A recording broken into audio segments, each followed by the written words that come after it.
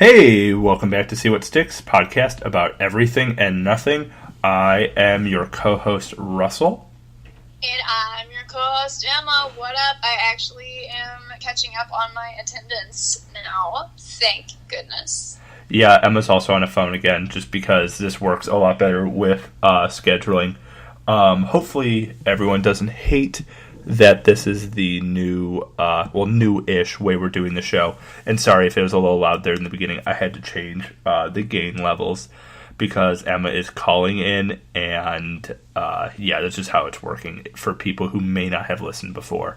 When Emma's not here in person, or when we don't have someone here in person, I just have them call my phone and set it next to my microphone because I'm not messing with all the software, because I've tried it before for a documentary and it did not work at all. And I'm not going through that again. It's just not happening. But in other news that's not as lazy of me, I got Emma started on Arrested Development, which is my favorite sitcom of all time, behind or in front of Malcolm in the Middle, The Simpsons, and Seinfeld. So, yeah. Emma, how do you like it so far? You're on episode 4 or something, right? Whatever episode we ended on is where I just stopped for now, but so far I think it's hilarious. I've tried to start watching it before, and I don't know if I just wasn't in the right mindset or what, but beforehand I just didn't think it was that funny, but it's growing on me considerably, so... Yeah, it's hopefully not... it goes better this time. Yeah, it's not like The Office. I know I'm going to upset people. It's more witty than The Office. The Office is more like slapstick kind of humor, where the Arrested Development is just better written, and it's a lot of happenstance humor and a lot of really clever jokes and wordplay that get played through multiple episodes for a really good payoff. And, I mean, there are laugh-out-loud moments, but most of it is just like, oh my god, that is so clever. Also, a little sidebar moment, we have a massive storm blowing over right now where I live, so if you hear a lot of wind in the background, it's just because my house is trying to take all this, but the wind is stupid strong, right? Where I was earlier, we actually had a tornado touchdown. I didn't even tell you this, but so earlier I was in my apartment watching more Arrested Development. I'm sick, if you guys can't tell, so I was just kind of laying around doing nothing. And I got one of those, you know how for Amber alerts, your phones all go off at the same time? So my roommate's phone and mine went off and said there's a tornado coming. And it wasn't just a tornado watch.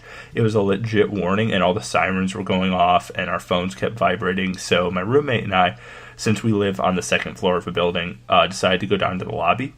And so did a lot of other people. We weren't the only ones who had this thought, and then we had the news on in there, and there's a movie theater in our lobby. So we were all just hanging out in the movie theater and watching the news, and the name of the street I live on is just called Sagamore. And legitimately, the newscaster had his phone out in his hand looking at the Doppler, because if you guys didn't know this about weather channels, the thing behind them, the radar, isn't there. It's on a little screen, so he had it on his phone as well. And he's like, if you live on Sagamore in blank blank town, and the storm is going from southwest to northeast, and legitimately they had a zoomed in image of legit where I live, and we're like, oh my god. And even the guys at the front desk, who are kind of across this walkway, came in. They're like, you guys should get shelter now. And we were all just hanging out in the movie theater. And then 10 minutes later, he walks in. He's like, okay, it's clear now. And we're like, was there anything?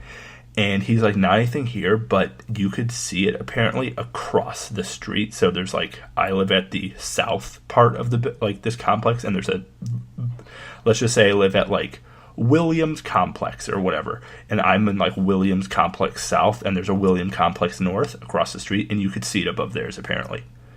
And I'm working on a movie right now, and our director wanted to film today out by the windmills, because there's windmills by where I live, and that's where the tornado touched down. So thank Christ that didn't happen. But yeah, Emma, do you have any news? You could be a storm chaser. I'm horrified of storms. I think they're pretty cool. I mean, I don't know. I mean, okay, so we've had nothing but storms for the last, what would you say, like week and a half, probably. Yeah, it's been really bad. It's been like, I mean, with like global warming and everything else, storms do get worse, but it's been bad.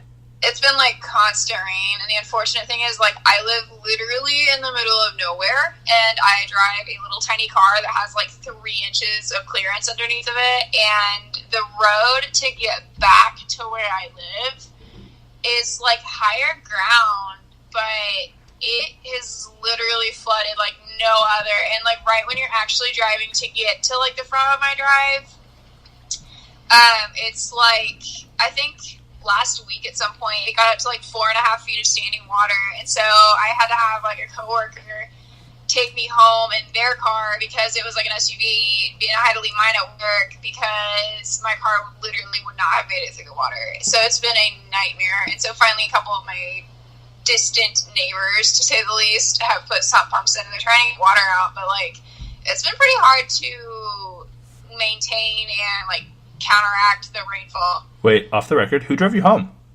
You didn't tell me about this. The one that sits to the right of me. The one that sits to the right. Oh, okay. Yeah. Okay, yeah. Just so we're not naming names. I don't name coworkers, but no, yeah. Oh, that's really nice of so, this individual.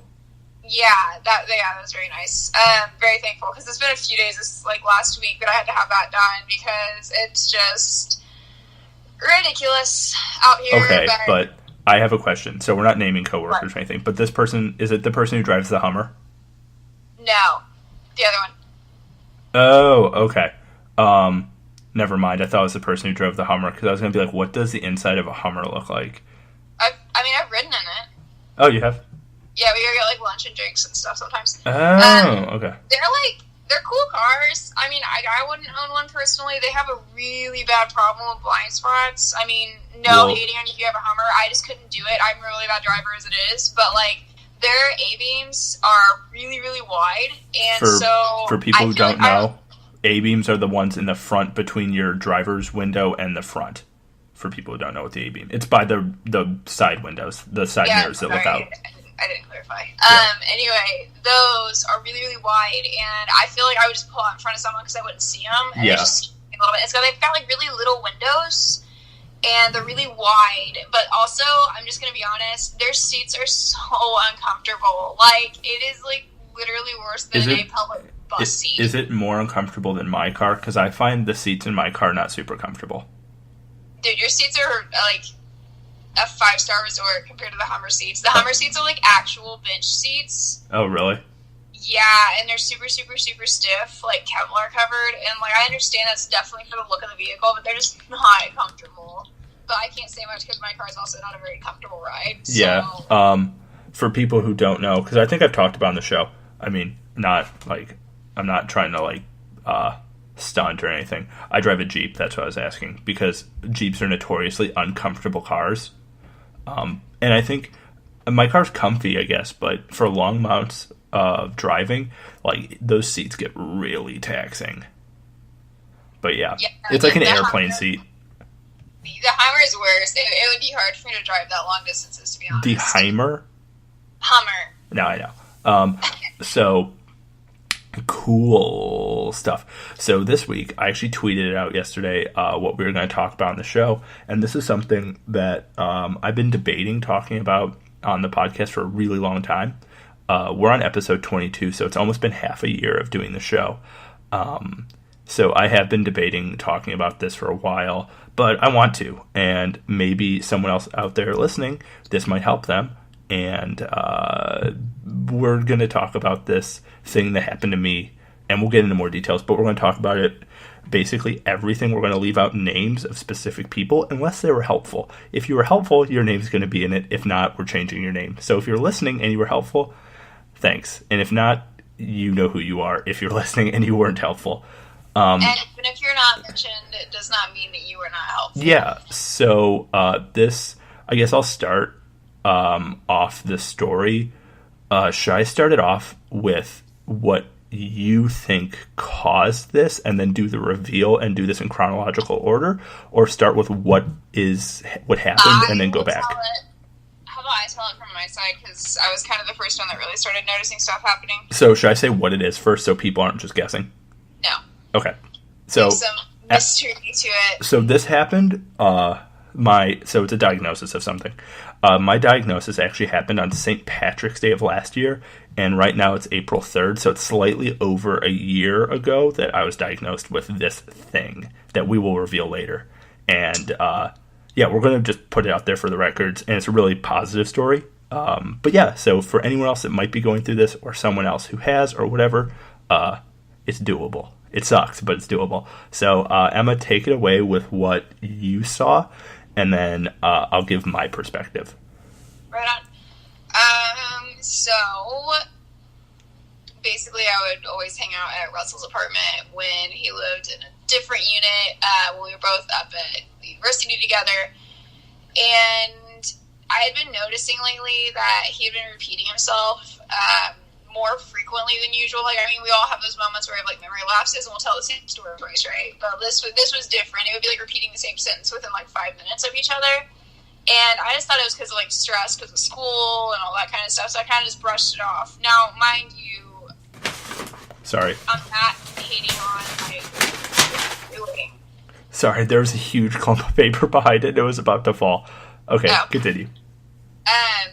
So mind you, like, I'm not against people who are athletic. I'm not against people who use pre-workout. I use pre-workout for, like, fitness. But Russell was using something called C4 Extreme. If you don't know what that is, originally that particular mixture of the C4 Extreme that Russell was using has actually been banned now according to FDA regulations because it's known as a steroid and it killed a few people and caused a lot of health problems with others. And it wasn't really known yet, but while he was taking it, so it's not like he just kind of walked into that. But at the same time, he was also taking 4 times the daily amount, or the daily maximum amount, and he did that for like 3 years. 2 years. So, 2 years. Okay. Well, more like a year and a half, but okay. Taking 4 times the daily maximum of a caffeine chemical mix, basically. So wait, for people out there who don't know, it's like powdered Monster Energy. If you don't know what we're talking about, but way stronger with a lot of chemicals mixed in, and it's very dangerous if you abuse it, and it can cause your heart to stop. Killed a couple Marines. It's just been a really big problem if you don't use it properly. So that's like a huge don't overdo it. And for the record, no one. If there's no definitive answer as to if this thing caused it, but there is. But I know, but there are studies that there are correlations. However, there's other things that I think have happened to me that have caused this, and there's other things in my life that I'm like, ooh, that probably has an effect. How about you just tell her? No, you go for it. I'm just. No, you go ahead. No, seriously, go. I'm good. They heard my. Okay, so what happened, Emma can tell more about like some of the diagnosis, but Emma's like, Russell, you should probably stop taking pre-workout because you're definitely going to kill yourself on this. And I'd get too hyped, and then I'd mix pre-workout with juice and a bunch of things. And Emma's like, this is not good. And for the record, Emma, you were right. There's usually a, oh my God, you said it. Emma, what's your response? You've already said I was right, but... Cool. So, what happened was I was in the gym after taking too much pre-workout, and Emma at the time was hanging out with my lovely roommates, and the gym I was in was in the building of my old apartment. So it was like it was kind of like, how do you describe the old building I lived in? Like there's a grocery store on the bottom floor, and like a Subway and a bank and a CVS and stuff. It was just a gym in a building. Strange. So that happened, and I was down there working out, and I very vividly remember feeling really nauseous when I went down there, and like really weak, even though I'd taken pre-workout, which kind of hypes you up. And I just remember I was doing like tricep pull downs with like the cable, and then I was like, ooh, this feels weird. Like I feel like, have you ever seen Ratatouille? I feel like the rat piloting the guy kind of feeling, where I don't feel like not in control of your own body, but you feel like your hands aren't attached to you, if that makes any sense. And then I sat down at this like a lat pull down machine, and I was facing the mirror, so I was sitting backwards and it just looking into the mirror, and I had this weird deja vu type feeling where it almost felt like I was drowning. And I looked up at the mirror and I didn't recognize myself. Like, I knew who I was, but I didn't recognize myself or anything that was going on. And then I called Emma, and Emma, take it away. Basically, I got down there. He was just kind of sitting on the floor. He was kind of back too, but just really like zoned out. And then, long story short, that kind of started happening more and more and more frequently. And it would get to the point where we would be like in a grocery store, and he would be holding one of the baskets with food in it, and I would be talking to him. We'd be walking down like a freezer aisle, and he just would stop responding. So I would like call his name. I figured he was reading a box or something. And I would look back, and he's just kind of sitting there staring off blankly. Not sitting, he's standing there staring off blankly, and then he would just drop the basket onto the floor and still just stand there staring blankly. And I vaguely remembered when I was growing up, a friend of mine's little sister started doing these things, and I kind of pre-diagnosed it, didn't, but did, kind of made mention of it to him because it just sounded really familiar to what it was. And unfortunately, it was what I thought it was, but it took a little while to figure it all out. Yeah, so what Emma's talking about, a lot of this I don't actually remember. I don't, and you'll know why in a minute. So after these things started happening, I called them episodes, and Emma had seen me have some. My now current roommate has seen me have some. I had one at the old job I used to have, and I'll get more into that side of it.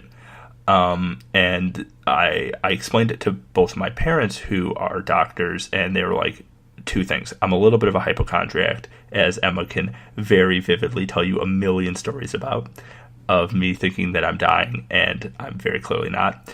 But with this thing, it was these reoccurring episodes. So I first went to a doctor, and it was like a normal guy, doctor, human man. And he did a bunch of blood tests because they thought it might be schizophrenia or some like glandular problem. And it wasn't. And then I went to a different doctor who also was like, I have no idea what this is. This doesn't sound like anything. And at that time, it was kind of thrown out there what I might have. Emma said it, and my parents said it, and a few other people. But I'll explain later why it wasn't super obvious at the beginning. But then I went to go see a neurologist who I literally sat down with in 5 minutes. He's like, "Oh yeah, you have this. It's very obvious." And I was like, "Oh, okay, wow, that's weird." So, Emma, do you want to tell your side of this while this was all happening, kind of before the official diagnosis? I mean, it very much so is just similar to kind of what I was explaining beforehand. And I mean, I'm sure y'all are starting to get hints now that he just popped the neurologist terminology and stuff like that, at least where we're starting to point to the brain. But, so his episodes started getting worse and more frequent, and started kind of affecting just his general behavior about things. And it started getting to the point where he was like fully collapsing on the floor. And you obviously, none of you have ever seen us or met us or anything like that, but he is considerably taller than me, Russ is. And sorry, it is a huge windstorm right now. Oh, I can hear that through the headphones, so I know they'll be able to hear it. Sorry, guys, if you're hearing that. Yeah. P.S. I'm not editing it out. Okay. Unfortunately, I can't really control Mother Nature, so there you go. But, long story short, the episodes started getting more frequent. He started collapsing, and the problem was when he was collapsing, he started to aspirate, and I really struggled to get him rolled over, like on his side or anything like that, just because the size difference, basically. And usually it was on like linoleum flooring, and I couldn't catch him enough really to save himself and myself from cracking one of our heads on furniture or something. So finally I kind of kicked him in the butt and told him they had to get it figured out, like, because it was just getting a little bit too dangerous for him to drive and stuff like that. So yeah, for a while there, after I was not driving and everything because obvious reasons. So what happened is, yeah, Emma's 100% her side from what I remember. Yeah, I had these episodes, and when around the same time where I collapsed. I think only 2 times ever. I think maybe 3, but one time was around Christmas, and I was at like my house in where I'm from, Chicago, and I was at my house with my parents, and I think it was like the day after Christmas, or maybe the night of Christmas, or something. I don't remember. It was around the holiday season. Maybe it was around New Year's.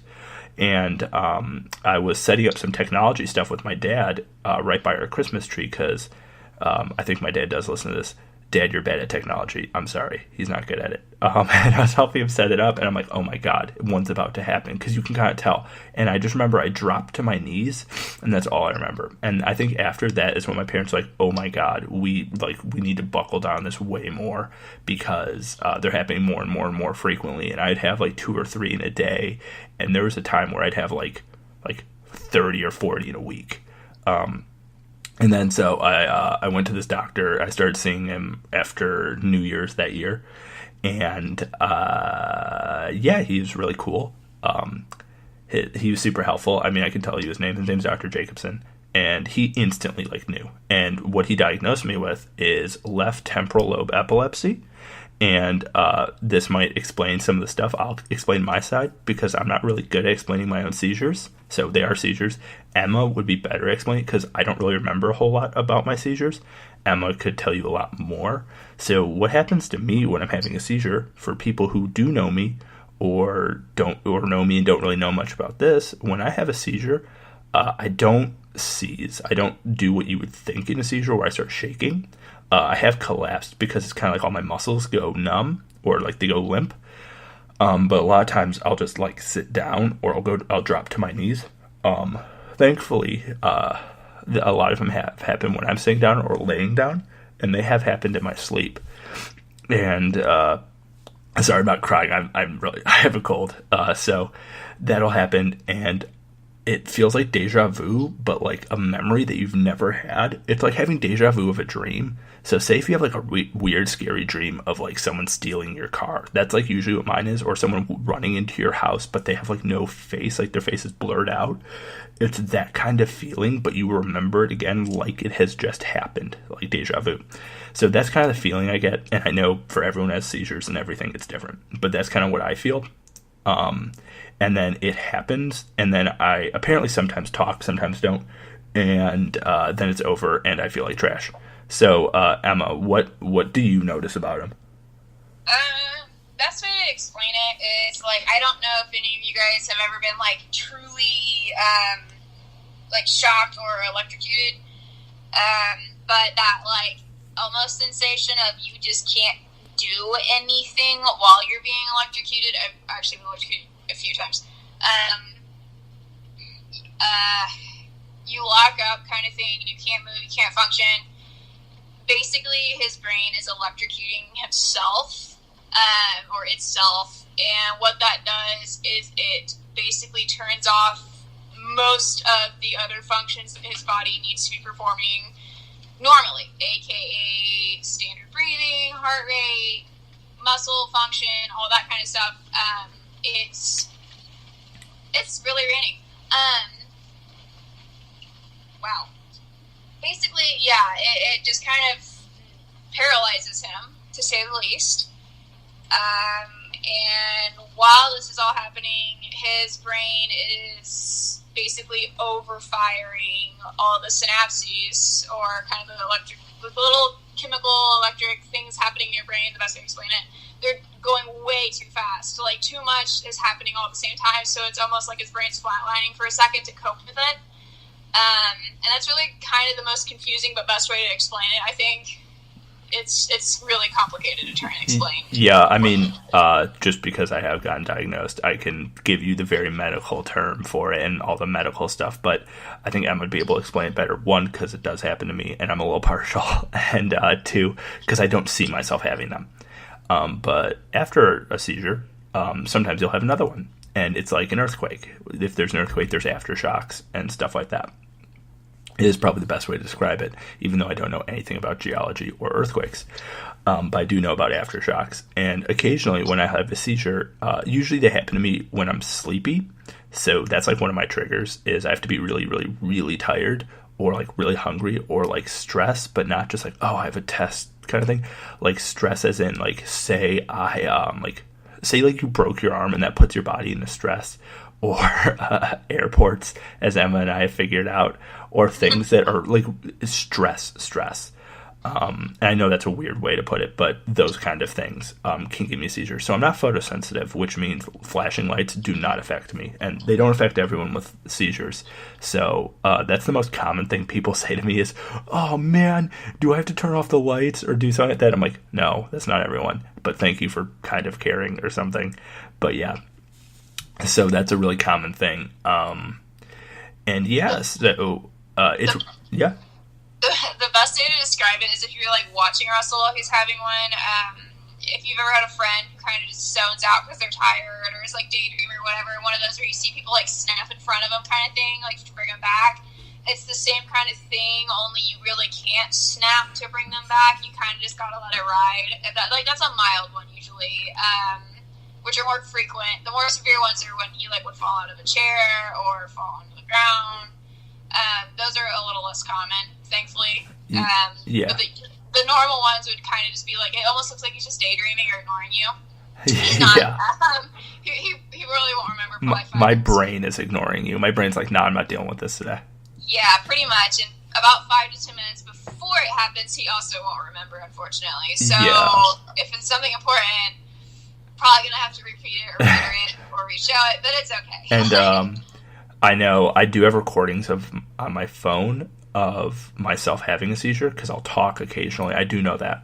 And I'm not going to play that for you guys because it's legitimately nonsense. Because it's kind of like sleep talking, or it's me trying to convey a thought, but it's a lot of nothing. So it'll be like, do you remember when, and then I forget. So it's like, I've seen things online where people describe it who are a little more eloquent in describing it. It's almost like talking to someone who's really, really high, where they just ramble, but it's to the point where there's no sense there, but your brain is trying to figure out what is happening, but it's like the lights are on, but no one is really home. You're kind of on autopilot.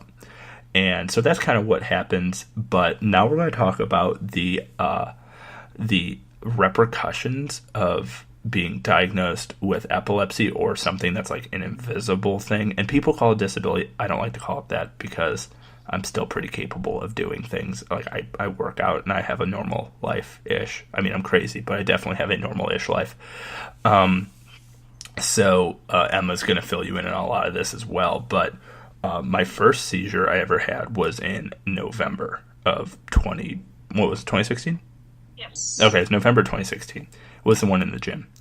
And at the time, I was a physical trainer at the university I go to's gym. And I had one there, and it's before I knew there was seizures, and I had to sit down, and I had to like get myself out of there because I was like, oh my God, the episode had just happened. And my boss was super not cool with it, but I mean, for all he knows is I'm just being lazy and I just want to go home. And it happened in class. It happened a bunch of different places. It never happened in public, but I will just tell you guys it has happened. Occasionally when someone has a seizure, they'll like wet their pants. And that has happened to me before. Never in public and stuff. So it's always been very controlled, thank God. But yeah, that's a thing that does happen for anyone who might be wondering. That is a real thing that does happen. And never put a wallet or someone in someone's mouth. I don't know where people got that one from, but that's real dumb. But yeah, so that's kind of what happened. And since I was in school, so it was during Christmas and then March and that whole second semester of that year of school for me, the school I go to, unfortunately, wasn't super understanding because I didn't get diagnosed till March, which is like more than halfway through a semester. And no one really, people would think you're faking it, even though you have doctors writing the school, you have all these people and kind of saying, yo, you're being legit about something is wrong, but no one would listen. And that's really unfortunate when someone gets diagnosed with something, having this no one would listen thing happen to you. Luckily, Emma my friends and my parents were all super supportive of what was going on. And my advisor here at the school I go to was super, super supportive. And thankfully, I have a family that lives in the town where I go to school, and they were very helpful. But yeah, it was really tricky, and a lot of people didn't believe me. A lot of people still don't believe me because it's kind of like an invisible sort of thing. But yeah, Emma, what do you have to say and think and stuff? Unfortunately, kind of the stereotype with epilepsy is what they call grand mal seizures, which are the ones that you think of when people are actually convulsing on the ground. Unfortunately, fortunately, there are a lot of variations of epilepsy, like Russ is kind of explaining. So it is hard to watch him go through that, I think, on my end of things. I mean, not near as hard as he has it, I guess, but it's hard to watch when people kind of give him the I don't really believe you face, because it's like, just because he didn't flail around on the ground doesn't mean that he didn't have a seizure. So if you ever meet someone who says they have epilepsy, but they don't convulse while they're having a seizure, that doesn't mean that they don't have epilepsy. It's just a different form. So don't be a dick. I guess that's kind of the best way to really explain that. I mean, with differently able people, and like Russ said, he doesn't like calling it a disability. Unfortunately, fortunately, federal government views it as one. There's a lot of variations of everything, and so just be careful. And it's not really just some game for people when they tell you like, oh, I have this, that, or the other. It's kind of a serious thing, and usually if they feel comfortable enough to tell you that, I just kind of be nice about it, I guess. Yeah. Like, they're trying to go out on a limb there, because I'm sure it's not, I mean, I don't have a problem or a disability or anything, so I don't really understand it, but I'm sure it's very hard to go out on a limb to someone and try and tell them something like that, and then turn around immediately and just not believe you. Yeah, so 100%. It's really funny. For people who don't know, at the university I go to, I personally know people who listen to this, so you'll know.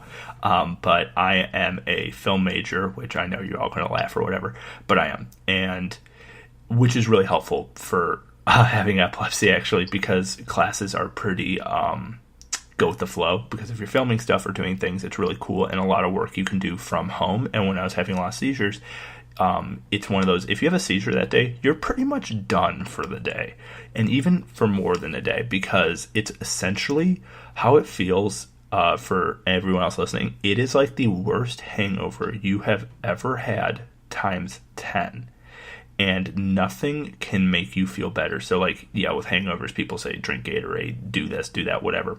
This is, it's in your brain, so it's your brain legitimately is zapping itself. So sorry, I have a cold. And that's the really hard part about it, is with classes, you would have a seizure maybe the night before, and then you'd wake up and you could like vomit in the morning because you're just nauseous, or at least I was really nauseous. And that could have been a side effect of the meds that I was on first, which did not help me. I'm not going to name the meds in case someone who's listening who has epilepsy is on them. Good for you. Hopefully they're working. But for me, they did not work well, and they actually made my seizures worse, and they made me have more frequent seizures, and apparently my attitude wasn't super great on them either. Emma, was it? Yeah, like you said, I'm not going to name the particular drug because I don't want to play with Big Pharma, but so when you start taking drugs and any of them have to do with your brain, they 9 out of 10 times are going to have something to do with your personality and judgment decisions and things like that. And unfortunately, Russell's brain chemicals did not have a really great reaction with the first meds that he tried. It was hard. So yeah. Yeah, because they're brain meds and because they have to do with your chemicals and everything in your brain, you can't necessarily just start them and stop them when there's problems. You have to he had to go through his doctor basically and find an alternative, and then you have to slowly wean yourself off of the old one and put yourself onto the new. It's just a very, very difficult task to try and keep him from having too many seizures in a day. And because of that, he was left kind of on this first drug for a while, and it put a strain on top of just like trying to work through the emotional stuff with the epilepsy and everything. It put a huge strain on our relationship because he wasn't the nicest for a while on it, and unfortunately it wasn't really in his control. Yeah, I know when I was on medicine number 1 is what we'll call it. I just remember I was super irritable. It was like that hungover feeling all the time, and if any of you have ever had a really bad hangover, you know that you don't want to deal with anybody. And it's like that 24/7. And it wasn't stopping my seizures either. So it was like feeling like garbage plus having seizures that make you feel like garbage pretty much every day for a couple months. And as much as you want to try to be nice, excuse me, oh boy, as much as you want to try to be nice and everything else, it's just so hard. And it was, I think, really taxing on everyone around me. But thankfully, my doctor, after I went to him and told him these issues, he was like, okay, here's drug number 2 you have to do for the next 3 weeks. You have to wean yourself off drug number 1 and then slowly put yourself onto drug number 2. And thankfully, I think since like November, I haven't really had any seizures, which is awesome.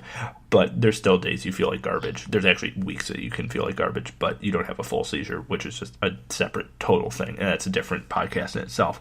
But yeah, it was really, really tricky. And I know a lot of my friends saw me go through it. And the difficult thing with a lot of like disabilities is no one knows how to help and no one knows how to say the right thing. And right now I'm a lot less sensitive about it, but at the beginning I was really sensitive about it. And I didn't know how to handle people talking about it around me or anything. And it was really, really tricky. And I was super, super, super defensive and uptight. And then over time you get, I guess, not, I don't think you ever get used to it, but you learn how to deal with it better. And you, at least for me, maybe from the podcast you guys realize I deal with stuff with humor. That's how I just cope with things. And so Emma gave me a nickname. Emma. I did. So, those of you who do have epilepsy, I don't mean anything towards you. Russell and I have a super, super morbid and crude sense of humor with each other, and he gives me a tough time about some things that happened in my life that I'm not going to get into, but we went to see G-Eazy at Lollapalooza, and that was that after the diagnosis? No, it was not. Was it? I don't remember. It all kind of blurs together. G-Eazy was the first year. Oh, yeah, G-Eazy is the first year we went together. Yeah, it was before everything started happening. Anyway, so I don't even remember what brought it up, but basically I just threw out the name G-Eazy and told him he should be a rapper. Yeah, and I mean, a lot of people get really offended by it, and I was like, that's not funny. But it's very funny to me, and I know Emma, especially, if people are listening to this and they have a thing, it's not meant to be offensive. It's a joke for me, and I like when people joke about it with me, especially like my close friends and Emma and even my parents, when they like have like humor about it, even though it is kind of a scary-ish and sad-ish kind of thing. But yeah, and then I think I'll answer the question that might be on some people's minds about epilepsy and seizures is what can and can't you do when you get diagnosed with epilepsy? And I can only speak for myself. So let's go through it. After you have a seizure, you're not supposed to drive for a long period of time. That's a thing. Most people know that. If it's, I don't know what else would, but yeah, you're just not supposed to. That's the thing. You're not allowed to have, at least on medicine number 2 that I'm not allowed to have grapefruits or blood orange, which is a weird thing that I just can't have anymore. And I know there's a medical reason. There's some sort of chemical in it that interacts with the hormones, because I can't have it on some of the meds I'm on either. Yeah, so that's a thing, and which is weird. I love grapefruit, though. I love grapefruit with powdered sugar. It was like my go-to meal, like breakfast meal in the summer with yogurt. Now I can't have it. So thanks, epilepsy. You ruined that for me. Another thing, even though not really like a drinker kind of person, I can't really have alcohol because alcohol messes with your brain, and it messes with your brain and with my meds. So yes, I can have a glass of wine, or I could have a beer or something, but I'm not about to go take a bunch of shots, because that's a really good recipe for me to have a really bad seizure. It's kind of like forcing your brain into it. And yeah, that's a thing I can't do. But I can still go to the club if I really wanted to, because flashing lights don't bug me. So those are things I kind of can't do anymore. Also, this is just me because I'm kind of a health nut. I try to watch my like food intake now, because I've read that sugars and fats and stuff can mess with epilepsy. I don't know if that's completely true or not, but I really, really try to like micromanage my diet, and I know it drives Emma crazy, because there's a lot of times I'm like, I don't know if I can eat this, and she's like, dude, you're fine. But that's definitely a thing for me, and maybe for other people who are listening who have a similar thing or know someone with a similar thing that might help them. It's worked for me, and I think right now I'm doing the mixture of like 15 half positive things for myself, and it's all kind of balancing out. But yeah, those are things that really work. Also, taking naps really helps, because for me, lack of sleep and being exhausted is a trigger. So hella naps. I'm a big nap guy now. I've always been a big nap guy, but now I'm like, naps are like the key to my brain not exploding. Yeah, I don't know, like not stressing with meditating really helps. But yeah, Emma, what have you noticed like change about me as a person and like personality wise and everything else since like the diagnosis, and since I've kind of come to grips with this whole shebang? I mean, you were off for a while, which is totally understandable. You're just kind of on the path to becoming, or getting back to the old Russell. I mean, you're really honestly there now, so it's kind of hard for me to bring anything up, because you really don't do many things out of the ordinary, or what you would have done in the ordinary, I guess, before you're diagnosed. So I don't know. I mean, you're pretty much the same now. I mean, your sense of humor and everything's back. So, because there for a while you didn't really have any. You kind of were just it gets really hard if after things to really develop a sense of humor back, and if anyone else has been diagnosed with a thing. Whether it be something small or big, or like depression. Oh, that's another thing. After I got diagnosed, I got super depressed, because I'm like, oh, well, my life's over, which it's not. 100% it's not over. And thanks to Emma and like a psychologist and my parents and my friends, that's all kind of way, way more under control. Not to get too personal about like my own life, even though I've gotten extremely personal on my own life. Basically, the only thing you guys don't know about me is my blood type, which I'm not saying on a podcast, unless someone wants to ask in a Q&A episode, and then I'll disclose my blood type, but you better not come and try to steal my organs. That's my only request. Literally my only request. So, but yeah, that was really hard, and I know it was tricky for everyone else, but now it gets really funny. So, certain people who I go to school with, who are my major, know if they've ever had to work on a project with me. I always kind of debrief people. I'm like, hey, this is the thing. I wear like a emergency like necklace. It's kind of like one of those bracelets you wear that just says what your condition or whatever is, and then who your emergency contact is and stuff like that. So I wear one of those, but I always joke with people, and sometimes people forget. And there's a kid in one of my classes this semester. It's kind of like one of those classes where you don't meet super often, but it's just project-based. And we were working on editing a video. He's like, God, this is going to give me a seizure. And then looked at me and got really quiet. I'm like, dude, it's fine. I'm not mad. I think it's funny. And I almost think it's funnier when people get super self-conscious about saying that. It's like, this is going to give me a seizure. And I'm like, is it? Or that's my favorite thing. Or when people, so I had a specific individual here at the university I go to be really difficult to deal with some class things. Sorry for the lisp. And this individual, when I was talking to them and really trying to pour my heart out and kind of get on the sympathy card, I had like a resource advisor with me, kind of as like my lawyer, or I don't know, like an advocate. And the individual that we were talking to was like, oh yeah, I have migraines occasionally and I get headaches, so I know what you're going through. And if I've had migraines before, migraines are the worst and will make you so sick. And I feel for anyone who has chronic migraines, because that is a nightmare. But they're different than seizures. And it's like comparing apples to chocolate. So they're very different things. And when I think it'll insult anybody, like saying if I had seizures and someone said they have migraines, I'm like, I know how you feel, because I don't. And that's a big thing. You should never really say, I know exactly how you feel, because you probably don't. And if you do, you should probably just still not say that, because people get really offended, or they think that you're trying to be an expert on their life, which is a big thing. But yeah, so that was the thing that I had to deal with. And if anyone else has something going on, just understand that people 99% of the time don't know what they're talking about. Or if they do know what they're talking about and they're being assholes, they're just being assholes. But yeah, I think the biggest thing with this that I learned, even still learning because I still have it, there's no cure to epilepsy. Sometimes in people, seizures can just stop and go away forever. That's the thing. And no one really knows why. I mean, I'm sure someone out there knows why. But for me, they started out of nowhere, essentially, and they can just go away out of nowhere one day. And regardless of that, if you have something that you're dealing with, just like surround yourself by positive people. And if people aren't being cool to you, just don't have them in your life unless they're like a crucial person.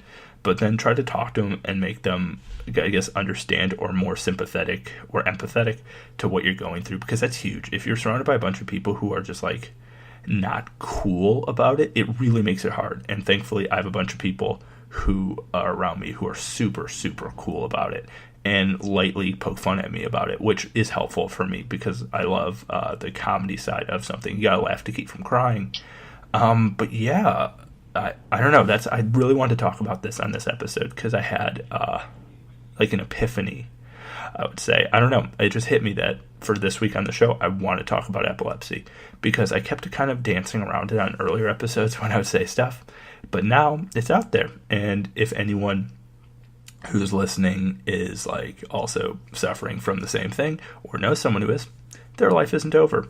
Unless, like, also my seizures on the scale of severity, like some people have like 90 seizures a day and they're like debilitated. And that's really, really sad. Mine on that level isn't as severe. I don't know how to call it. I don't know what the right word is, but mine isn't that. So I'm really, really, really lucky for that. Emma, what do you have to say?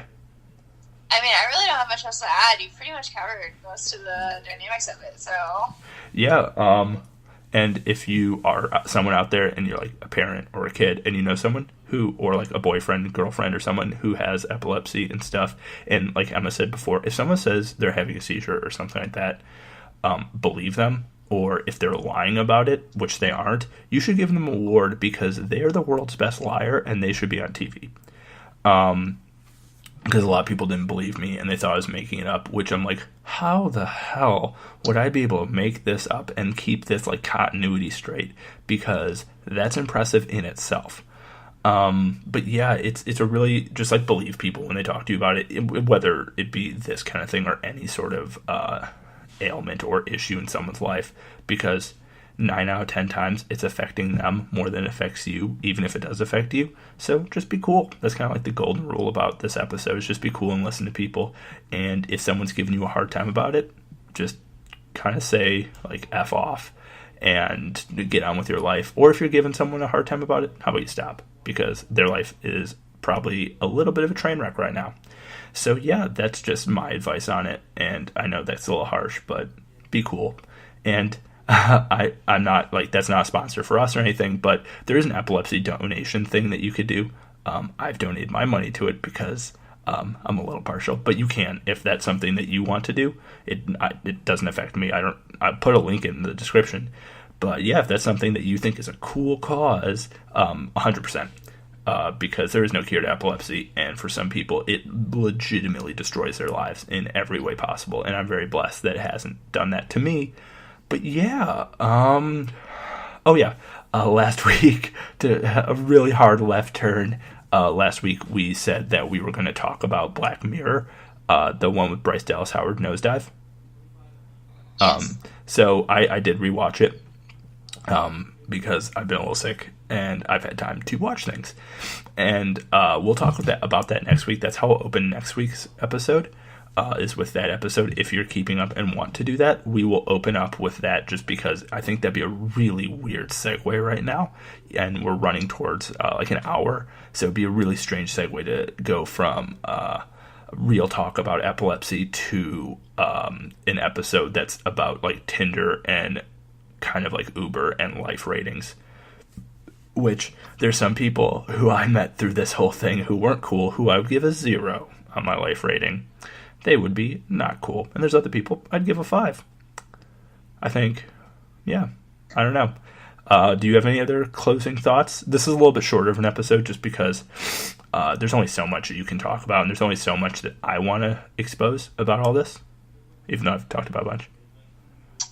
Just don't be a turd, and everyone's struggling with something of their own. I mean, everyone's got their own burden to bear every day, you know, and so I guess the best analogy I've always seen is it's kind of goofy, but it's literally a Chihuahua standing next to a Great Dane, and it's like 3 inches of water, and it just talks about how, like, that 3 inches means nothing to the Great Dane, but to the Chihuahua, it means everything. And that's kind of how everyone is. So maybe a problem that wouldn't be a big deal to you is actually very detrimental to someone else. So just don't be mean and really try and help everyone around you. It's like, spay and neuter your pets. Yeah. Be cool people. Do that. It's really good for them. Thanks, Dick Van Dyke. Yeah, you're totally welcome. But yeah, just don't be a turd and be nice. Help people. They all need it. Oh, on that note, have you ever seen Mary Poppins? Yes, I actually. Dick Van Dyke has the worst British accent of all time in that movie. True. Actually, super unpopular opinion. I hate that movie, and I will not sit through and watch it. You know, I think I've only seen it once, or I've probably seen it more than once or twice, but I don't think I've seen it in probably 15 years. But I would rewatch it because they're making the one with Lin-Manuel Miranda from Hamilton this year. See, I don't like it because I had a super abusive kindergarten teacher who got fired the year after I got out of kindergarten. And she made us watch it every day for like 3 months straight. And would like scream at us if we weren't singing along. So like now I just have this like really twisted like feeling about that movie. And, yeah, like, I can't watch this. There's also a Winnie the Pooh movie coming out with Ewan McGregor as old Christopher Robin, and that movie's gonna make me cry my eyes out. Oh yeah. Okay. Also, fun fact: Winnie the Pooh is a girl. I know, yeah, because Winnie. But the voice for Winnie the Pooh in this is also a guy. I know, Winnie the Pooh in the books is supposed to be a girl, but it was always a male voice. I don't know. But yes, Winnie the Pooh, for all of you out there, oh my god, technically in the writing is supposed to be a female. So have fun with that mind blower. But yeah, again, thank you for listening to this more serious episode. But we try not to make it too dark or anything because that turns people off. Because I'm sure as soon as people are like, they're not going to do something dumb or just ramble about nothing, they clicked off. Because I'm sure that's why people listen. Because they like to hear us talk about essentially nothing. So yeah, thank you for listening. And if you like this episode and you want to hear more like this, that are just like more of a story rather than just a topic, we're always down to do that as well. And next week we are doing stuff on that Black Mirror episode. And I'm sorry, I know I'm sick. It is grossing everyone out on because you're just listening to me sniffle. And but yeah, thank you, and I hope people enjoyed this or learned something. Or if you learned nothing, I'm glad, because then you knew a lot already, and that's awesome. But if anyone has questions, we have a Twitter that we link below, and my Instagram that I link below, and the email that we link below, and there's a Facebook page. But if Emma wants me to, I can link her Instagram below. I don't think she does, unless you do. Nah, my Insta's private. I love y'all, but I kind of have like a teacher relationship where I'm just like that. I just keep that for like the couple friends that I want to. Yeah, no, 100%. I'm more open about it. I don't know. Also, I know a few people who've started listening to this from LinkedIn, because I share this on my LinkedIn. Thank you for lilistening. It means a lot. Yeah, you guys are the bomb. You are actually the best. Yeah, like if you are a LinkedIn person, a LinkedIn connection who's listening, this is super awesome. Thank you so much, and I hope you enjoyed the show as well. And if anyone ever has a topic idea and you found the show via Spreaker or iTunes or whatever, message the show, and we will always talk about whatever you want, especially if it's not like something explicit or dirty or something like horrible. We'll talk about it, and I think that will help this community get closer, and we can actually have a community kind of atmosphere for the show, because that's what I've always kind of wanted to build from this medium, just because it's a little more free than YouTube, and I can talk for an hour. True. Yeah, but apart from that, that was this week's episode, which is 22, which is crazy to think. It is. It's very crazy. So that's about it for our show. This is See What Sticks. It is a podcast about everything and nothing. And this week, epilepsy. And my name is Russell. And my name is Emma. Okay, goodbye! Bye, actually. P.S. Fun bug fact of the week. We can't forget. Oh, sorry, bug fact. Actually, I don't remember what the last couple have been, but I'm just going to say it anyway. Bugs don't have blood. You already said this one. Did I say that one? Yep. Oh no, I'm running out of things. Did I talk about spiracles? No, I don't think so. Talk about spiracles.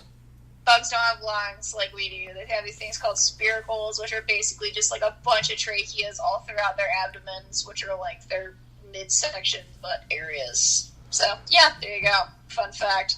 Okay, well, thank you for your bug fact of the week. That is why you're on the show, is for that 4-second segment. That's it. I just sit here and tell That's about it. Okay, well, Bye. bye. See ya.